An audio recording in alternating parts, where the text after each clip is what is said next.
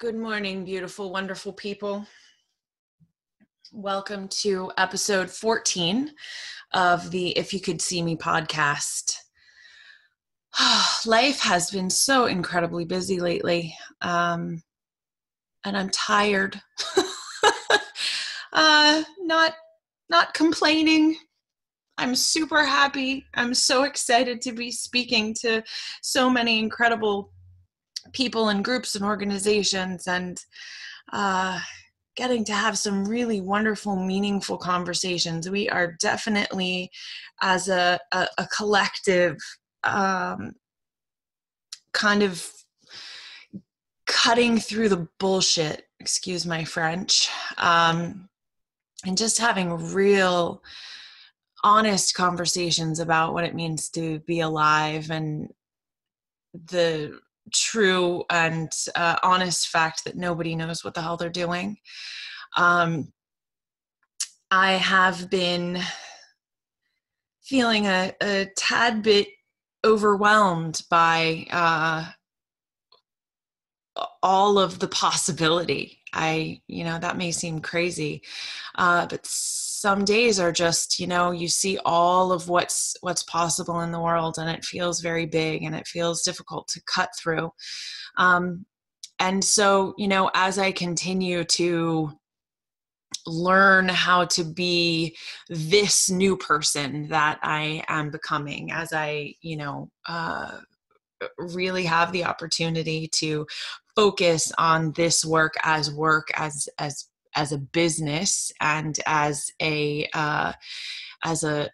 deep spiritual and professional calling.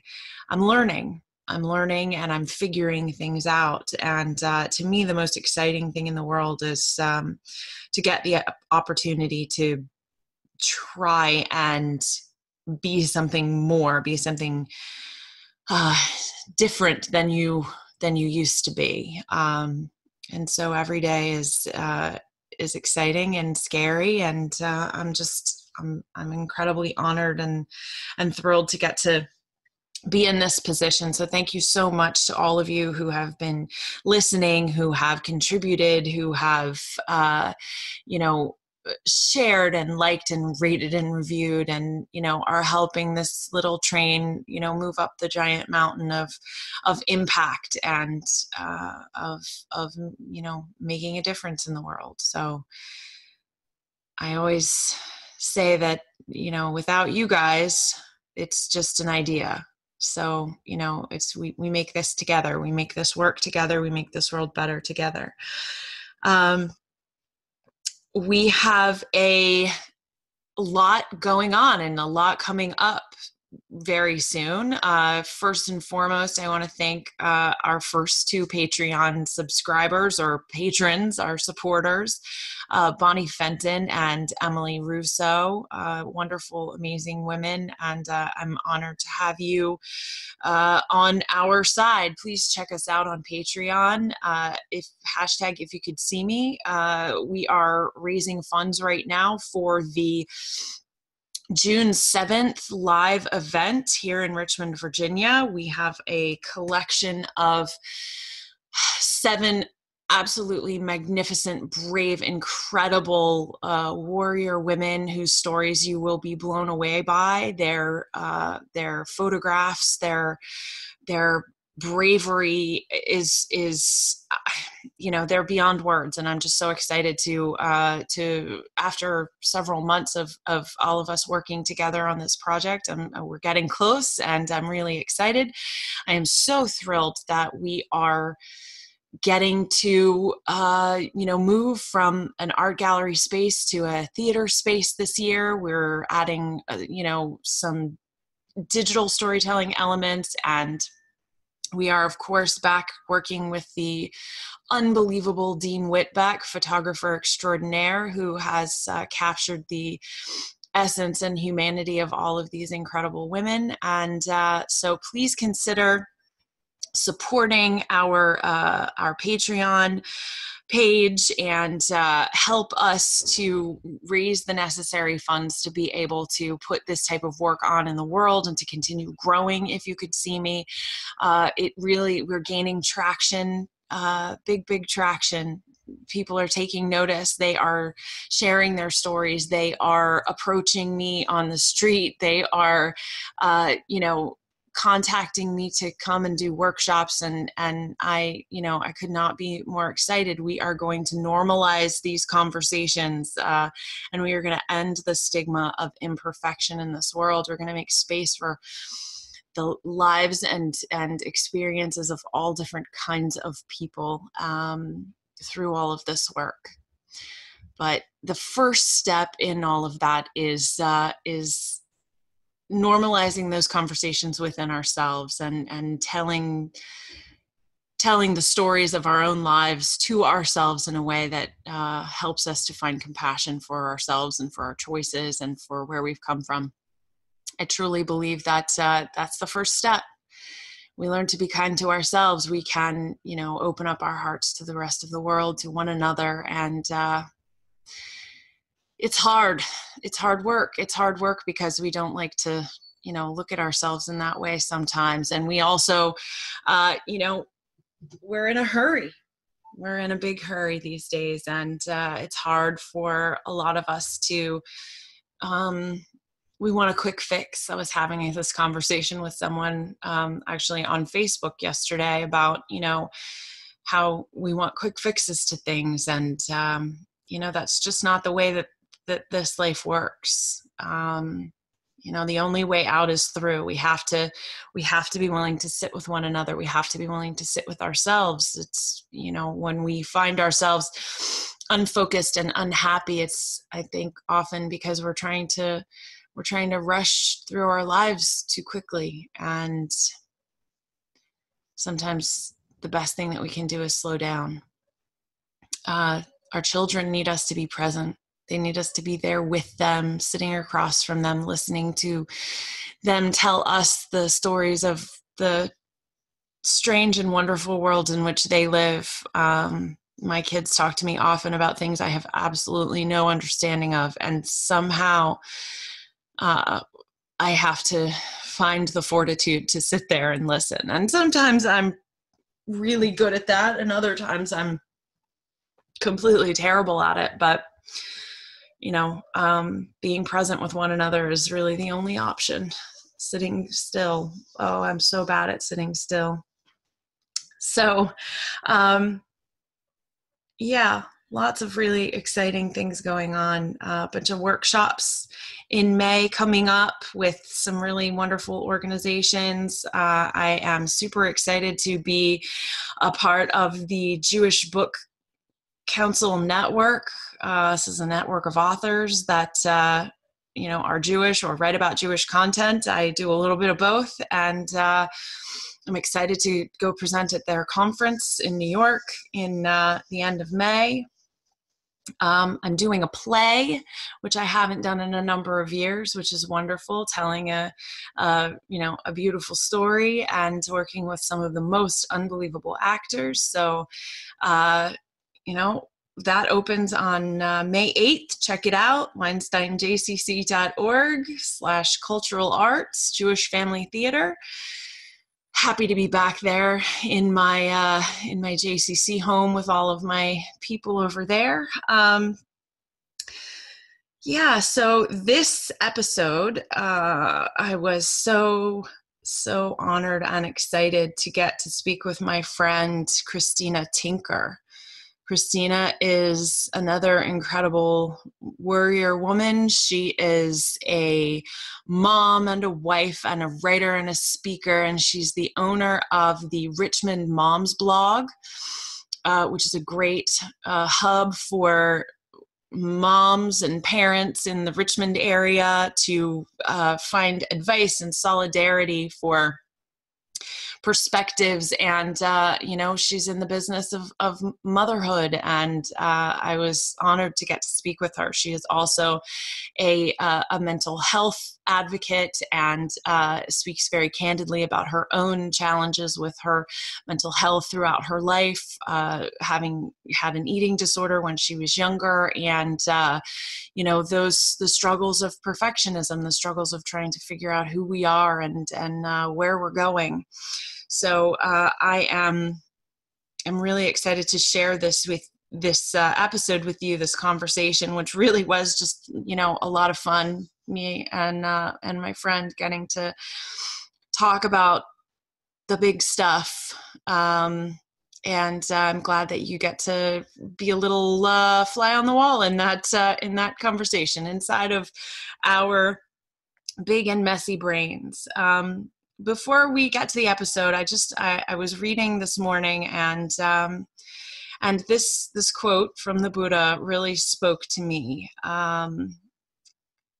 I often have, people ask me for the answers to things, and all I can say is what I always say, what you guys have heard me say before, which is nobody knows what the hell they're doing.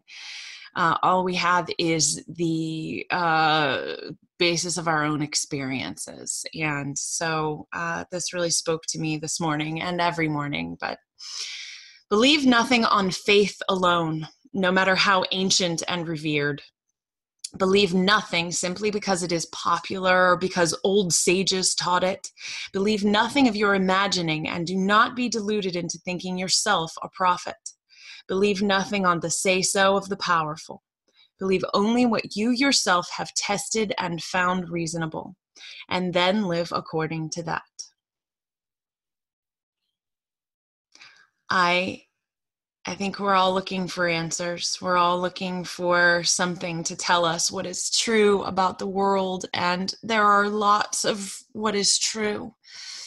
And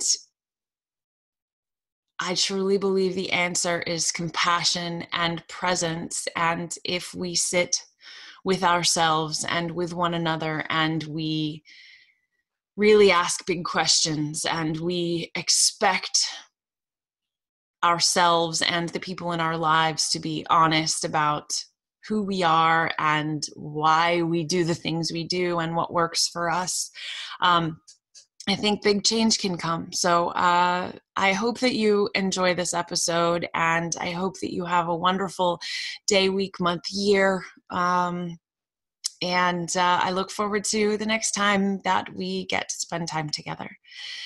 Please have a wonderful day and enjoy my conversation with Christina Tinker.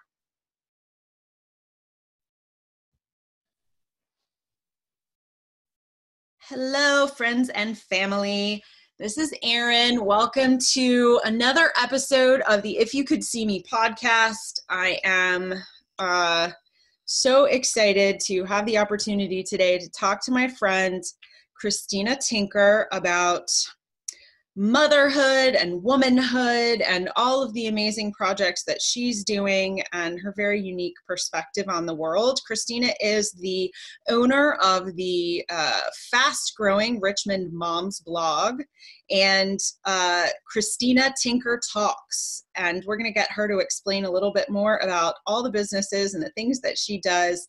And Christina, I'm going to put links to all of your amazing stuff in the podcast website so that people can find you. Hi, Christina. Awesome. Thank you. Hi, Erin. So why don't you start out by telling us a little bit about the Richmond Moms blog and about Christina Tinker Talks, and kind of what you're doing and what your motivations are. Absolutely. Thank you for giving me the chance to do that. Mm-hmm. I'm so excited to be here. So I have a corporate background, actually. And so I spent about 10 plus years in the big publicly traded world and started out that journey in the communications area, doing some training and development, and have always just had a heart for connection and communication and personal relationships. And then I became a mom. And and that changed everything. It was a pretty wild and bumpy ride into motherhood. I was greeted into this tribe of moms with real challenges, a lot of anxiety, a lot of postpartum challenges, and really realized that I had to have, as most moms do, a village and a tribe around me. And so that's really where Richmond Moms blog came out of, was my own personal experience with having a community around me that encouraged me and lifted me up and made me laugh at myself and just really, transformed me into a more accepting person, not just of other people, but of myself, most importantly. And so that's what Richmond Moms Blog does. We're an online community, but we also are an offline community. And so we seek to just help parents embrace the journey that is motherhood or even fatherhood. We've recently launched a Dad's Corner, and we're partnering with the Relationship Foundation here in Virginia to do that. And so we provide that community. We provide the resources and hopefully a space to come and just laugh sometimes and know that other people are in that same place that you are. And we include, by the way, it's important to me because I just had a conversation about it. This is not a place just for new moms. I mean, we have moms. One of our writers has teenage twins that are in high school. We have moms that are still trying to, grow their family. So it's a big, broad community. And then that also, in terms of the Christina Tinker Talks, it comes from the same source, the same place of just wanting to spread the message that connection and vulnerability and authenticity are what give purpose and meaning to everything that we do. And so I go and I share a little bit about my own personal history with overcoming extreme perfectionism that reared its ugly head throughout my life, to coming to a place of just owning who I am and sharing that, and then inspiring people to do the same so that they can experience that type of connection and joy in their life as well. That is awesome. You and I are like kindreds. We were both, I think, told by other people that we needed to meet each other, and then we did, and it's like we're cut from the same cloth. So I am certainly honored and happy to have you as a part of my tribe. Oh, thank you so much. I feel the same way, Erin. It's neat when you get somebody that just kind of gets you and you can speak the same language and know that you're on the same page. So. Totally. Speaking of perfectionism, I told you that I really wanted to kind of delve into moms and women, but in particular, I think that it all stems from that message that we get from wherever we get it, from all the places that we get it when we're younger, that we're supposed to be, perfect at everything. Right. And, I know that you have struggled with an eating disorder in your life and with some postpartum issues. I think that what I'm most kind of called to ask you for is, can you talk to me about what you feel like you needed or you could provide now to your younger self that you didn't get, that would have quelled some of those concerns? Does that make sense? It does. I think it's a little bit of a layered question or an answer for me. So I think at the heart of what I needed and what I was searching for, when I was in the real darkest days of struggling with the anxiety and the eating disorder. So I struggled for 10 years with anorexia and then eventually bulimia before I truly was able to be in a state of recovery. And so for me, it was about the control. It was about controlling that which was completely uncontrollable in my life at the time. I had a pretty typical suburban childhood, green grass and swing set and treehouse and really a loving household. I'm the oldest of 3 children. And when I was a teenager, my brother suffered a pretty severe accident, a car accident, and he was actually life flighted, brain dead and in a coma, hooked up to machines. And, our life just turned upside down for a while. And so I think taking I was already what I would call, and I think someone that I love and follow, the founder of Momastery, Glennon Doyle Melton, she talks about being just a highly sensitive person and coming to grips with the fact that that's just how she was wired. Right. And that really resonates with me because I've always been, a deep person. I always tend to think things, I tend to be a thinker and that kind of thing. So I think I was already sort of primed to be sensitive and be kind of anxious and what some people might describe as wound it tightly, right? But I understand that very well. It's not the most loving description, but I have heard it said of, of myself. And so, when that happened, I think that for me, I needed control. I needed to control something that I couldn't. And I was a dancer, and I had always had there had always been a lot of emphasis on my physical appearance. And so it was sort of a natural place for me to exert that control and to find, that false sense of domain or power when I really was powerless to fix any of the stuff that was happening. Mm-hmm. So that's what I would say. So I don't know that it's something I can say, well, if I had just been able to get control somewhere else, maybe I wouldn't have struggled. But I think if I had had the life skills at the time to have some perspective that, ultimately I wasn't in control of everything, that nobody expected me to be in control of everything, maybe a little bit just more self-compassion, frankly. Right. Looking back, I definitely always held myself up to extreme high standard. I'm a firstborn. My mother is a firstborn. My father is a firstborn. We definitely, my gosh. Yeah, we definitely had a lot of high standards going on in our family. But I think also I grew up in an environment where all of the women around me were very loving and very kind, but not many of them were vulnerable or ever showed their struggle. Right. So it was very much a, show one thing on the outside. And if you're having other experiences, please keep them inside. Right. So I just didn't have a blueprint for experiencing the uncertainty and the fear and the, pain that I was going through. Yeah. I think a lot about, because you and I are the same age. And so, we were of this generation of women who were raised by those sort of, I guess, second wave feminists, the women for whom, working and career and having a life outside of your family was that was just the thing you did. Our parents were parents in the 80s, and, that was just sort of what they were expected to do.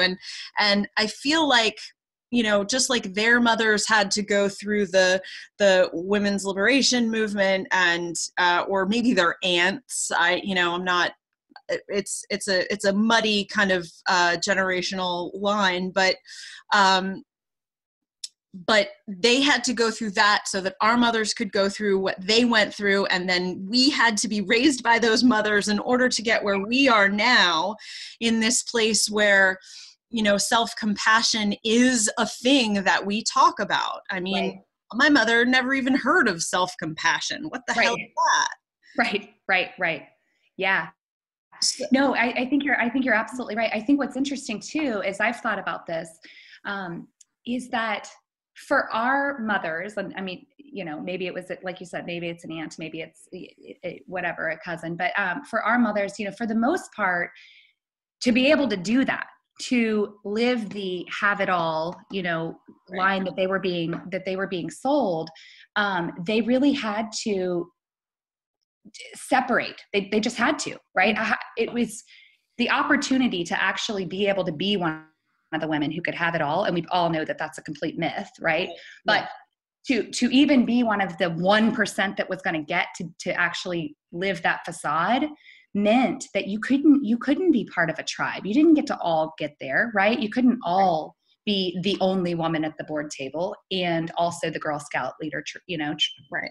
So I think what that created, and I mean, for me, this is very personal. So my mom was one of the ones that was the only woman at the board table, and she was the Girl Scout leader, and she was the community organizer. And I mean, she just literally did it all. And to a large extent, she still does.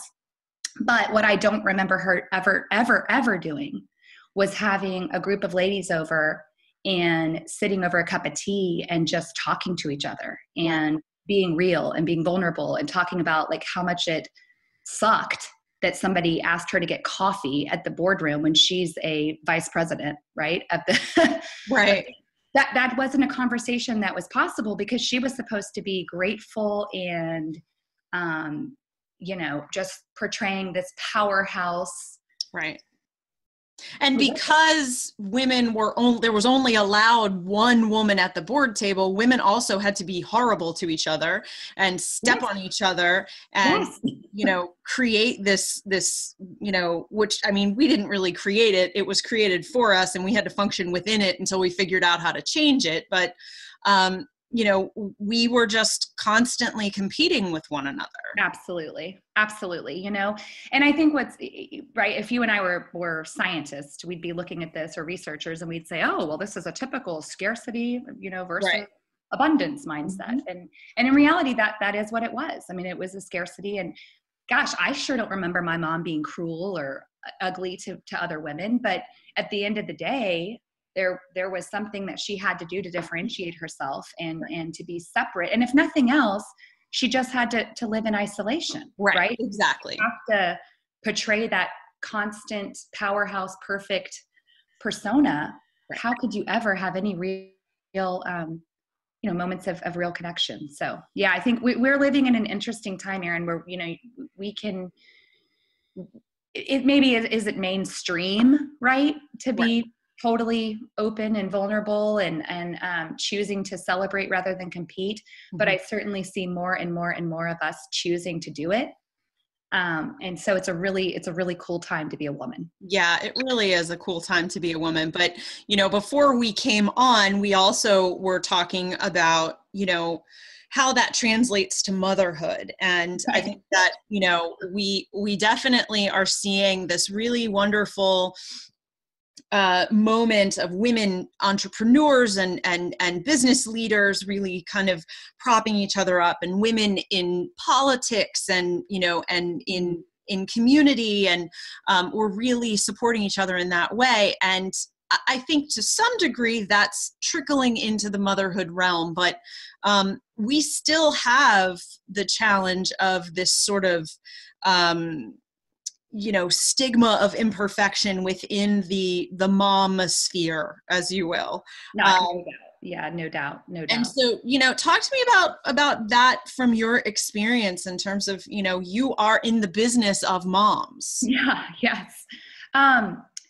Yeah, it is interesting because I agree. I think there's so many different arenas that we can look and say, okay, we're getting to really live and use our voices and be heard and not have to necessarily live an orchestrated or scripted life in those circles. And yet it seems to be that that's not necessarily the case in the parenting circles. And I think it is, like you said, it's trickling. I think we're starting to see more people of influence talk about, let's give each other grace. Let's, remember, we don't know what that mom went through this morning before she got to the pickup line, and that kind of thing. But I think that for me, and in the experience running the blog and having the opportunity to get so many different voices, as you know, Erin, we're a collaborative blog. And so, we've had more than 40 writers at this point share stories across our platform. And I think that we are still in a place just as a society where, as much as we want to say that we are not using our children as an extension of ourselves, that still is sort of the underlying feeling that people have, even if it's at a subconscious level. Right. And so I think that the idea that we can mess up and put ourselves out there and make a mistake or run for office or leave a corporate career and start our own, gig is becoming so acceptable. But there's almost like this assumption, but you're still going to be a perfect parent while you do that, right? I mean, your kids are not going to suffer because you get to live your life, And so I think that's where I see it, is that we're still holding it as like just this subtle, unspoken expectation that we're all playing by the same rules when it comes to parenting. And I was just talking to someone, I don't make my children say yes, ma'am, and no, ma'am. And sometimes, because I am, at the helm of this incredible community now, there are times where I feel like, well, are people watching me, right? If my kids are at the ice cream shop and they don't say yes, ma'am, or no, ma'am, and we're in the South, is that okay, right?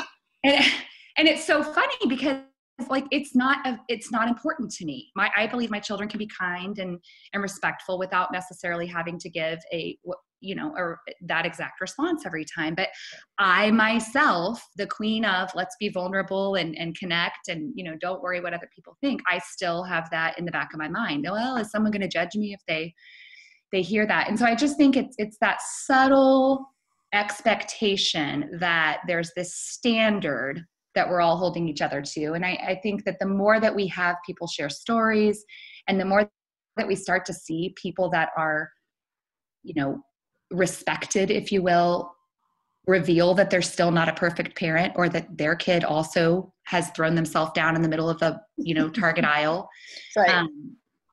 So anyway, that's where I think it's coming from. I think that we're starting to see it shift a little bit. I think, hey, by the way, I think dads getting in on this parenting gig and starting to join the communities is actually helping that because well, I mean, they're a part of this process too. And, dads are more a part of the parenting experience than they ever have been in the history of the world. I mean, absolutely. Well, and I sighed because I'm like, this is risky to say out loud, but by and large, I've had many a dad tell me this to be true. So I don't feel like this is me saying this. There's never been an expectation that a dad is perfect, ever. Not ever in the history of like parenting. Has it? Like it's almost been like a ha, oh, dad did it. Of course the lunch was packed incorrectly. Exactly. So I feel like in a neat kind of cool and somewhat humorous way, it's also lightened the mood of that a little bit because dads are much more central to what's happening in the kids' lives. And so I think it's helped us as mothers also sort of lighten up a little bit. Yep.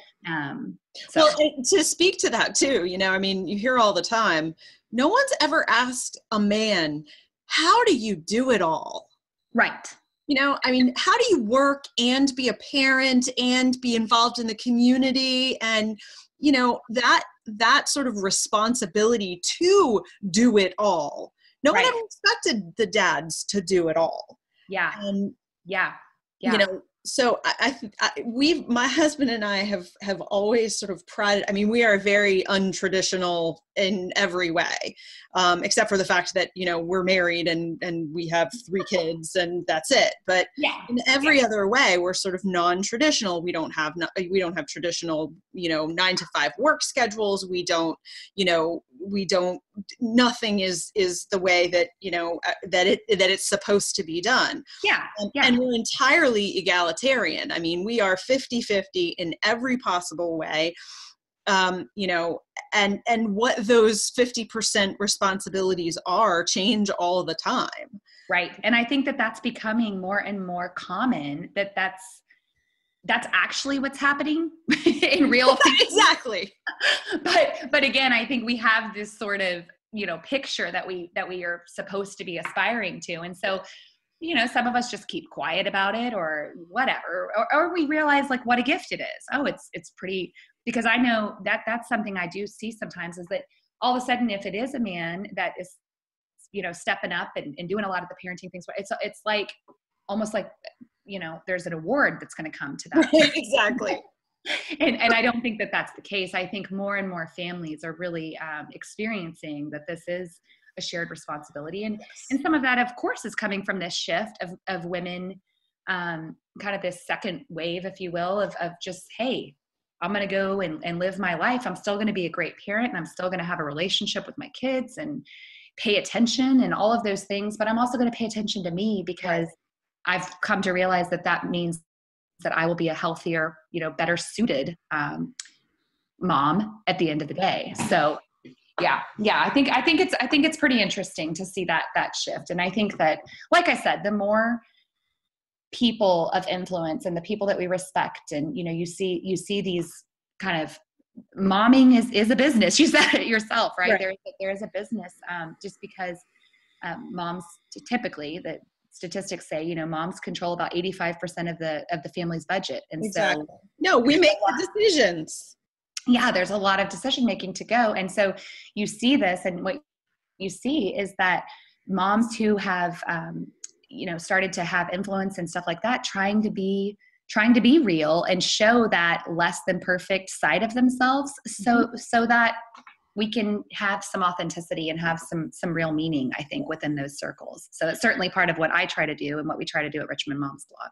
I just feel like, I mean, obviously that's my whole mission as well. Exactly what you said earlier is it's the thing that I say to people all the time, which is, if I can be nicer to myself, if I can cut myself some slack, then I am bound to be less judgmental of other people. Yes. Because we are always, when we find ourselves in those moments of judgment, we're always in some way, we're judging ourselves. We're judging our own, what we see as our own limitations. And right. So, the thing that I have, I guess I started doing, writing, mom stuff a long time ago. I mean, it's been probably close to 10 years. And I never really knew what to expect, but every time I would get responses from people, it would just be like, thank you for being honest. Right. Yes. Yeah. And, it just strikes me that we're not being honest with ourselves, and we're not being honest with each other if we pretend that this job is anything other than the hardest thing that we will ever do. That's right. That's right. Well, and just like, going back when you asked me at the beginning of this talk about, where did this start, and maybe what was behind my developing, a 10-year eating disorder and the ongoing anxiety and that kind of thing. And so when you think about it from that perspective, you probably can assume that I am on high alert for my own children, right? I don't want this pattern to repeat in themselves, right? And so what's the number one thing that I can do for them? It would be demonstrating this kindness and this self-compassion and the self-love and this grace, for myself, so that they're not setting themselves up to have the same perfect standards that that I had for myself. And who knows where those came from, but I think that that's part of this whole shift. And I've written and spoken about this quite a bit. I really deeply believe that we cannot give what we do not have. And so, if we don't have grace for ourselves, it's going to be very difficult to parent with grace. If we don't have compassion for ourselves, it's going to be very difficult to lead and to parent and to, be in a marriage or in a relationship with that compassion. And I think that's that's somewhat become cliche, right? Oh, we can't give what we don't have. But if you really sit down and think about it, it's absolutely the truth. Absolutely and true. It's the only way that we will, see this shift in a larger setting. If we want to see kinder discourse on our public arenas right now, I mean, we've got to start speaking to ourselves more kindly with those internal voices, because, as you said, the tendency to project our own judgments, our own criticisms, our own fears is just always going to be there. That's how we're wired. That's why I think, for me, mindfulness and meditation have been so helpful, because I too am, as they say, high strung, intense. Yeah. I get intense a lot. Yes. So, and I have that monkey brain that's always telling me that I'm not good enough, and I'm not, and I'm not moving fast enough. And so the thing that I have found, most therapeutic, other than psychiatric care and, medication, which was necessary for me. It's not necessary for everyone, but it's necessary for me, is, mindfulness, is slowing down, is giving myself the time to get perspective. Yep. Yes. We see that as like, I don't know if we've perceived it in the past as weakness, or we've seen it as, I don't have time for that, it's too indulgent. But the fact of the matter is that when you can slow down and you can ask yourself those hard questions, and you can just breathe, then you can get in touch with whatever that underlying thing is that's causing you to react. Yes. Yeah, absolutely. I would say that I've had a very similar experience. And, for me, meditation was actually a little bit of a downward spiral, because I am so hardwired to be productive, be productive, be productive, that I was trying to make meditation a activity and productivity. I have a whole chapter in my book about, hurry up and get to nirvana. I've got shit to do. Yeah, that's right. Exactly. And so I know for me, I have also found that it is absolutely critical that I dedicate time to just peace and to just quiet. And for me, I've found that either through yoga or through hiking, and just being out in nature and that solitude. And so some people are like, well, hiking is still an activity. And no, but it's like a moving meditation. It's like you have all of that, energy pent up in your body that it needs to get out. Then, it's just a different, we have to be very careful of getting caught up in those, you're not doing it right. Right. If it's working for you, then you're doing it right. Exactly. And if I come back feeling, I know the difference of when I've gone and it's been about exercise, or it's been about, whatever. And when it's been about, I come back and I'm refreshed and I'm peaceful and I'm centered. And the other thing I would say is, and this is particularly, I think, important in young motherhood, when you're, not that I'm young, but that when you have young kids. You're still young. And you have little, very young children. Yes, exactly. That's what I meant. When you're in those really intense young years, I think what's also important, and what's also been really meaningful to me in terms of having that peaceful time, having that self-reflection time, that time that I can give myself some space, is just choosing to say no when I would normally say yes. Mm-hmm. And, that's written about, that's talked about within the parenting circles quite a bit. But I think that it's something that we need to all really think a lot harder about, especially in our world today. I mean, we are all accessible 24 hours a day, 7 days a week, 365 years out of the day. And, how often do you say yes when you were not the only person that could have said yes, or you just don't, it's fear of missing out, right? So, I mean, there's times where I've even just had to say, thank you for inviting us over for hot dogs and hamburgers in your backyard. That, to most people, that sounds like not a big deal. But if that's my only window that I can really have some peace and some quiet, I need to say, I need to say no to that. And so that's been something that has really been central over the last couple years. And I think it's really relevant to what we're talking about, because like we said, so many women, and many of them are moms, are starting their own businesses, are, getting involved in different initiatives. And so we're choosing to do something that we care about and that we're passionate about during one of the busiest times of our lives already. Mm-hmm. And so I think being really clear on, when your yes is yes and when your no is no, is even more important during this particular, time, because it's easy to get caught up in the momentum and just feel like, okay, I got to say yes to everything. Right.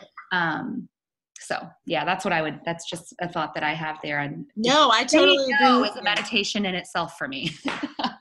Well, it's absolutely true. Last night I gave a talk to a group of women entrepreneurs, and I talked about, doing business and life as if it were a work of art. Mm-hmm. And, all the different ways in which an artist looks at their work and their endeavors. And afterwards, I was talking to one of the women, and she said, the thing that made me think about is the fact that, we can choose, we can step back from our lives, and we can, instead of choosing to try and be perfect at everything, we can choose overall what we want the picture of our lives to look like. And then make only the choices that help us fulfill those priorities. Yeah, I love that. And it Right. was such an insightful, beautiful way of looking at that. And, so instead of, I'm going to be perfect at everything and I'm going to be the most powerful, it's how can I most successfully, make decisions that are going to best serve the eventual outcome of what I want my life to be. Yeah. And Yeah. how can we, I've been thinking about that so much because I'm not sure that and this woman was probably 30, Mm. and I'm not sure that I've ever, now I do, but I'm not, how do we teach our kids to be able to step back from their lives and have that kind of perspective? I Right. do think that it is something that this sort of millennial and beyond generation, they have that, that that idea of, they want to curate their lives, and not necessarily in a superficial way, but in Right. a very intentional way. Right. Right. Yeah, it's interesting as you were talking, and I think what an incredible perspective for 30, Right. absolutely, right? For anybody, frankly. And the other thing is that I thought about was, and sometimes in business settings, we used to call this like the shiny ball complex, right? So you're going after one thing, and then all of a sudden the shiny ball comes out, and suddenly we're developing a whole new marketing program for we don't know what, but everybody else is doing it. So let's just, make Right. sure we don't miss it. Mhm. And so I kind of had that picture in my mind. And then I thought back to what you asked me, what was the thing that I needed? And so when you think about that control that was at the heart of all of my issues of perfectionism and all the ways that it revealed itself, I think purpose is part of what you're looking at there too. And so I think having that type of perspective and teaching our children, look, we were all, we all have something in us that is our gift, right, to this world. It's regardless of your, religious beliefs or spirituality or anything. I think we all do have this overarching sense that we're part of, a bigger picture, and that what's that contribution? What is that thing that makes you sing, right? What is that thing that you light up, and it, that this is something that brings meaning and purpose to your life? Can you have those discussions, in junior high and high school? And I absolutely think the answer is yes. Yes, you absolutely can. And I think if we were doing that and we were having those types of talks, some of the stuff that we end up getting trapped into and pulled into, I certainly think that the question of, would I have chosen, to become anorexic, or is it a choice? And I don't want to get down that rat hole, but Well, you have would you that have felt compelled to do that? Would you have right. been holding so tightly to control wherever you could find it?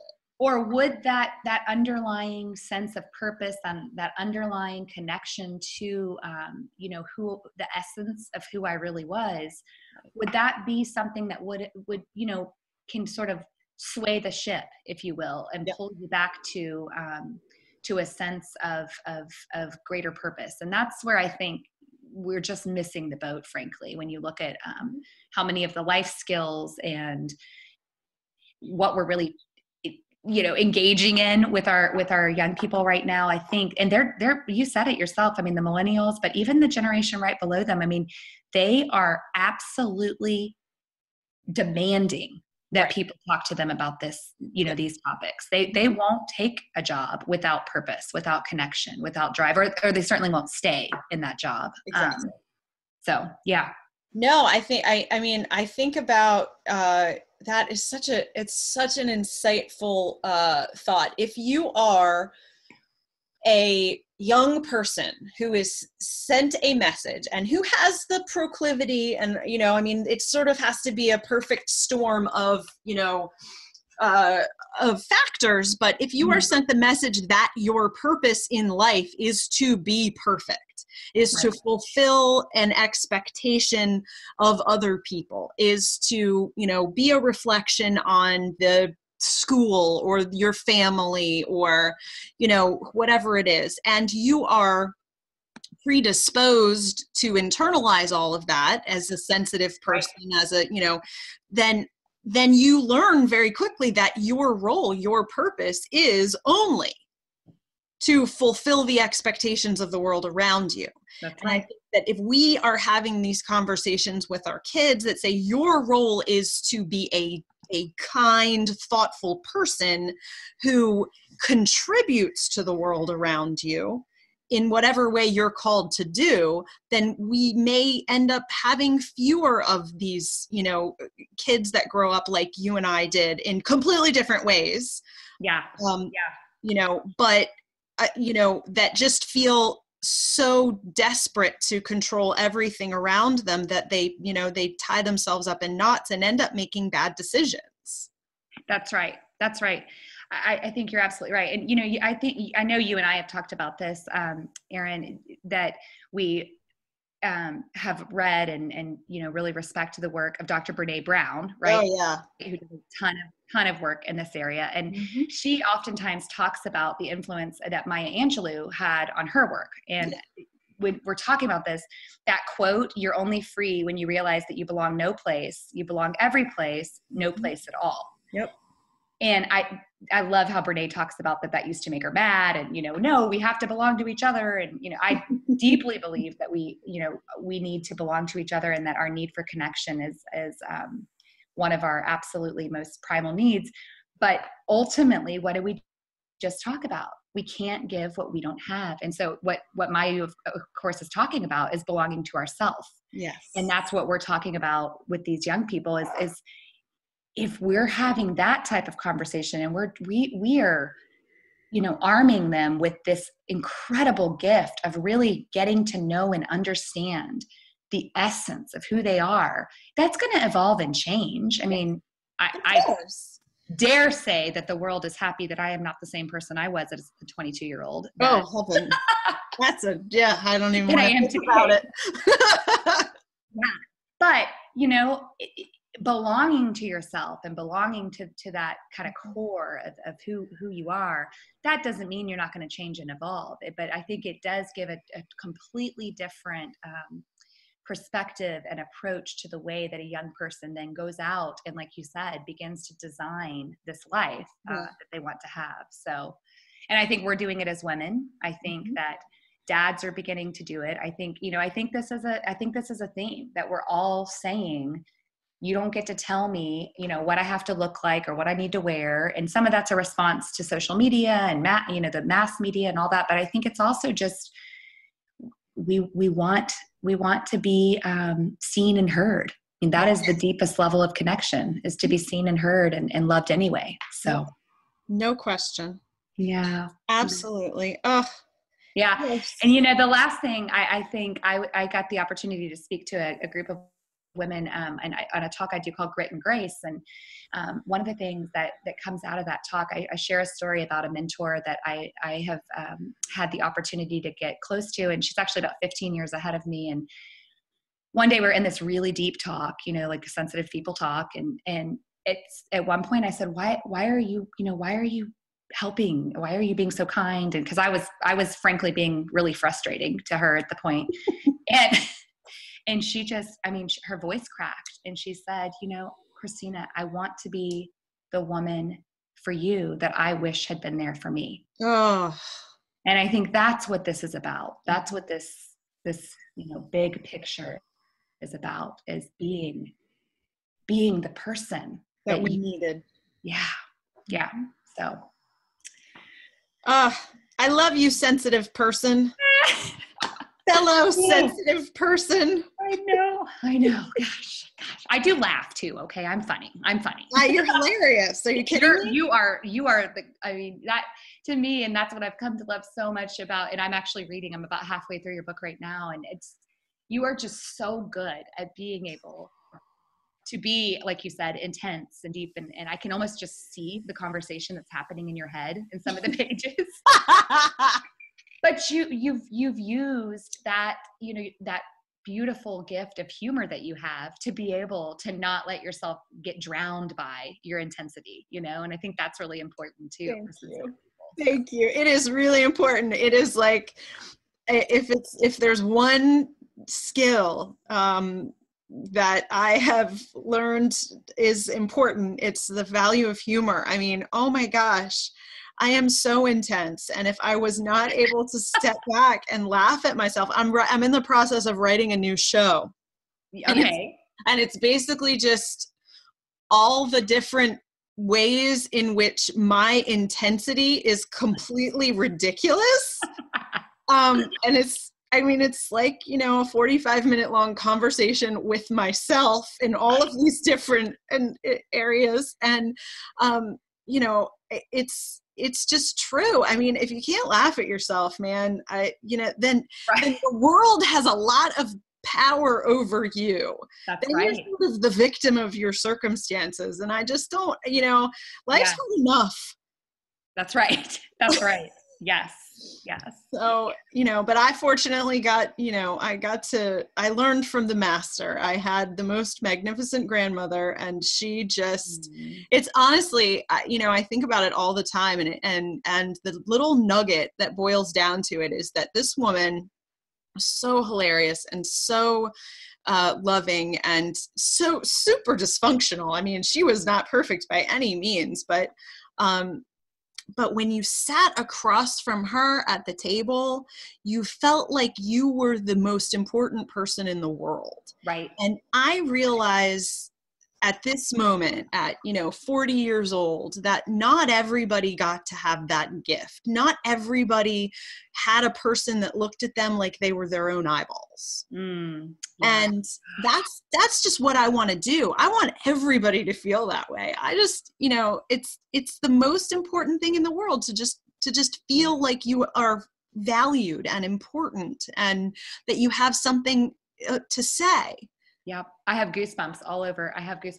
Because that's right. If every single human walking on the earth today felt seen and heard and valued and loved anyway, we would live in a very different world. We would live in a very different world. And I am so excited to be walking down that super highway of compassion with you, my friend. Thank you so much. Thank you. Thank you so much.